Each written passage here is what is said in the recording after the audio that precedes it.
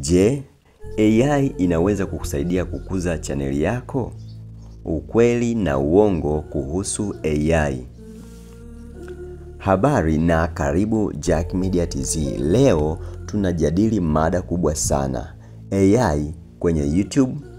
Je, kweli inaweza kukusaidia kukuza chaneli yako au ni porojo tu? Hebu tuangalie ukweli na pia uongo unaoenea kuhusu AI.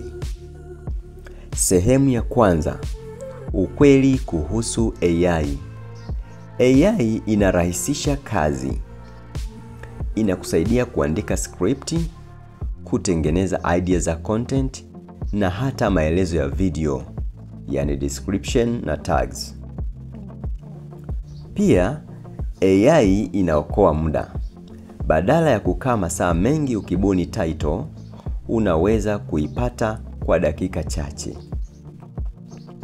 Lakini AI kwenye design unaweza kuitumia kutengeneza thumbnail, graphics na caption ili video zako ziwe na mvuto zaidi. AI ni msaada, si mbadala. Bado inakutegemea wewe kuleta ubunifu na kugusa hisia za watazamaji. Sehemu ya pili, uongo kuhusu AI. AI itakuletea subscribers moja kwa moja. Hii si kweli. Subscribers wanatoka kwenye thamani unayotoa kwa wafuatiliaji wako na si roboti. AI inafanya kila kitu. Hii pia sio kweli. Huwezi kuiachia AI peke yake bila wewe kuweka mwongozo. Itakupa matokeo mabaya. Uongo mwingine ni AI ni suluhisho la haraka.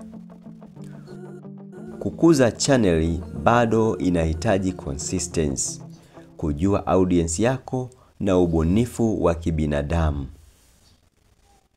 Lakini uongo mwingine ni kuwa wakubwa wote wanatumia AI tu. Wengi hutumia AI kama msaada, lakini ubunifu wao binafsi ndio unaobeba chaneli zao. Kwa hiyo, ukweli ni huu. AI inaweza kukusaidia sana, lakini haiwezi kukufanyia kila kitu. Ni kama chombo cha kukusaidia, lakini mafanikio ya chaneli yako yanategemea zaidi consistency yako, mada nzuri na ubunifu wako. Tafadhali subscribe kwa sababu kuna video nyingi zaidi zinazokusaidia kukuza chaneli yako haraka. Asante kwa kutazama.